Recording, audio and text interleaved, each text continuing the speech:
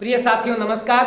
स्वागत है आप सभी लोगों का एक बार फिर से हेल्पलाइन नंबर की श्रृंखला में। इसके पहले अपने लोगों ने कुछ एक हेल्पलाइन नंबर के बारे में जाना जो हमें निःशुल्क और सप्ताह के 7 दिन सुविधा उपलब्ध कराते हैं। ये सुविधाएं हमें तुरंत मिल जाती हैं अगर हम इन हेल्पलाइन नंबरों की जानकारी रखते हैं। तो ऐसे हेल्पलाइन नंबर की जानकारी रहने से हम स्वयं भी खतरों से बच सकते हैं और अपने जानने पहचानने वाले लोगों को भी खतरों से बचा सकते हैं।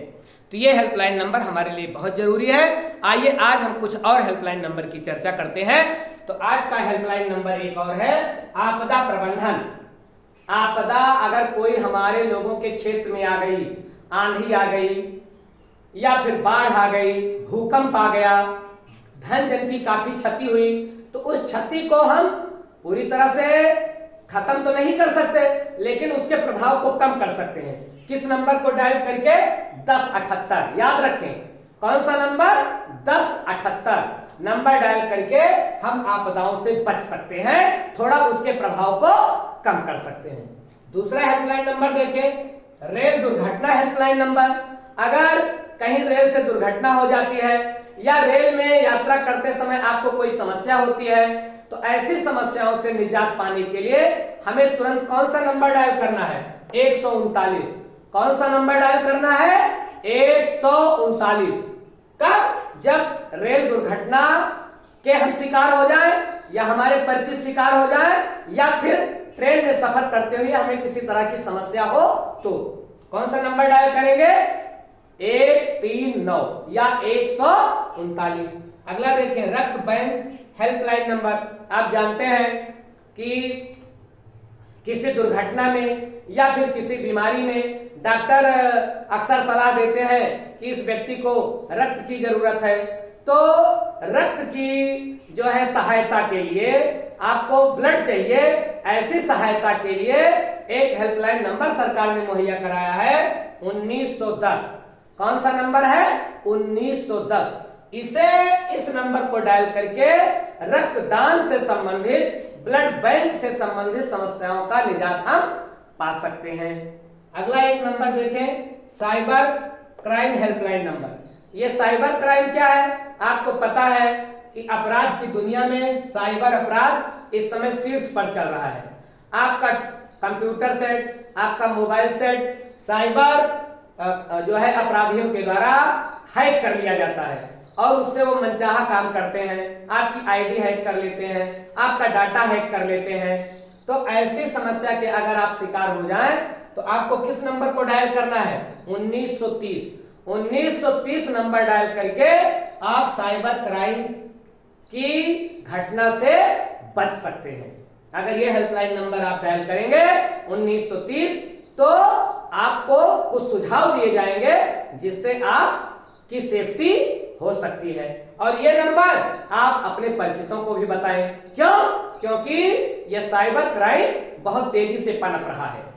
आपका कंप्यूटर सेट, आपका मोबाइल सेट, आपकी टेक्नोलॉजी पूरी तरह से कुछ जो है जानकार लोगों के द्वारा, जो क्रिमिनल माइंड के होते हैं, उनके द्वारा हैक किया जाता है और आप बहुत परेशान होते हैं। अगला देखें, भ्रष्टाचार हेल्पलाइन नंबर। अगर आप किसी सरकारी ऑफिस में गए, वहां आपसे रिश्वत मांगी जा रही है काम के लिए, बार बार आपको परेशान किया जा रहा है, बुलाया जा रहा है, काम नहीं किया जा रहा है, आपको लग रहा है कि अगला व्यक्ति हमसे घूस चाह रहा है, रिश्वत चाह रहा है, तो ऐसे लोगों से बचने के लिए, ऐसे लोगों का दिमाग ठिकाने लगाने के लिए 1964 नंबर याद करिएगा। 1964 इस नंबर को डायल करके आप भ्रष्टाचार के खिलाफ मुहिम चला सकते हैं और जो कर्मचारी घूस मांग रहा है उसको आप जेल की सलाखों के अंदर भी करवा सकते हैं। कौन सा नंबर? 1964। एक और देखें, उपभोक्ता हेल्पलाइन नंबर। हम सभी लोग क्या हैं? उपभोक्ता हैं। सब्जी खरीदते हैं, रोजमर्रा के किराने का सामान खरीदते हैं या खाने पीने की कोई चीज खरीदते हैं। आपको लग रहा है कि आप किसी होटल में गए और वहां आपको खाने के लिए जो खाना परोसा गया वो मिलावटी है, शुद्ध नहीं है, या आपको कोई सामान खरीदना है, आपको लग रहा है कि ये सामान ज्यादा रेट में बेचा जा रहा है, या आपने कोई सामान खरीद लिया और उसने 1 साल की वारंटी ली थी और जब 1 साल के पहले ही वो सामान खराब हो गया, आपने जो है वारंटी सुविधा का लाभ लेना चाहा तो कंपनी ने हाथ खड़ा कर दिया। ऐसी समस्याएं अगर आपके साथ आ रही है तो इन समस्याओं से बचने के लिए कौन सा नंबर डायल करेंगे? 1915। 1915 एक ऐसा नंबर है जो अपने उपभोक्ताओं को संरक्षण देता है। तो अगर आप किसी भी प्रकार की किसी भी खरीदारी से परेशान है, आपको सुविधा नहीं मिल रही है, जो आपका जिस प्रतिष्ठान से आपने सामान खरीदा है वो आपको परेशान कर रहा है, कौन सा नंबर डायल करेंगे? 1915। अगला देखें, एड्स हेल्पलाइन नंबर। एड्स आप जानते हैं एक लाइलाज बीमारी है, ads acquired amino deficiency syndrome, जिसका पूरा नाम होता है। और ये बीमारी आपको पता है हमारे प्रतिरक्षा तंत्र को नष्ट कर देती है। मतलब बीमारियों से लड़ने की जो हमारे शरीर की क्षमता है, हमारा शरीर बहुत सारी बीमारियों को जो है नष्ट कर देने की क्षमता रखता है ना। हमारे शरीर की प्रतिरक्षा जो प्रणाली है ये उसी को नष्ट कर देता है HIV वायरस। तो अगर कोई व्यक्ति एड्स का शिकार है और ये जब एड्स से कोई व्यक्ति पीड़ित हो जाता है तो समाज में बड़ी उपेक्षा का शिकार होता है।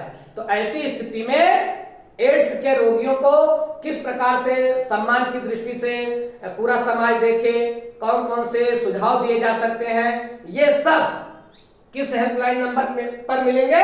1097। कौन सा नंबर है? 1097। अगर आप 1097 नंबर डायल करते हैं तो एड्स से पीड़ित व्यक्ति के लिए सारी सुविधाएं मुहैया करवाई जाएंगी। तो याद रखेंगे नंबर 1097। एक और नंबर देखें, उत्तर प्रदेश के मुख्यमंत्री का हेल्पलाइन नंबर, मुख्यमंत्री हेल्पलाइन नंबर। ये तो उत्तर प्रदेश की लाइफलाइन नंबर कह सकते हैं आप। क्यों? क्योंकि इसकी मॉनिटरिंग मुख्यमंत्री महोदय खुद करते हैं। वो नंबर कौन सा है? 1076। ये नंबर तो आप जरूर याद करके रखें। इस पर आपकी हर समस्या का समाधान किया जाता है और मुख्यमंत्री महोदय इसकी निगरानी स्वयं रखते हैं। तो बहुत ही महत्वपूर्ण नंबर है और इस पर समाधान किए विषयों का फीडबैक भी लिया जाता है। तो कौन सा नंबर है उत्तर प्रदेश के मुख्यमंत्री का हेल्पलाइन नंबर? 1076। इसको डायल करके आप किसी भी विभाग से कोई भी समस्या रख सकते हैं और उसका समाधान जल्द से जल्द किया जाता है। तो भैया ये रहा कुछ हेल्पलाइन नंबर। ऐसे हेल्पलाइन नंबरों की श्रृंखला लेकर के हम आगे भी उपस्थित होते रहेंगे। मुझे पूरा भरोसा है कि ये हेल्पलाइन नंबर आपके लिए और आपके परिचितों के लिए वरदान साबित होंगे। इनको जरूर आप याद करके रखें ताकि आप स्वयं विपत्ति से बच सके और औरों को भी बचा सकें। ओके भैया।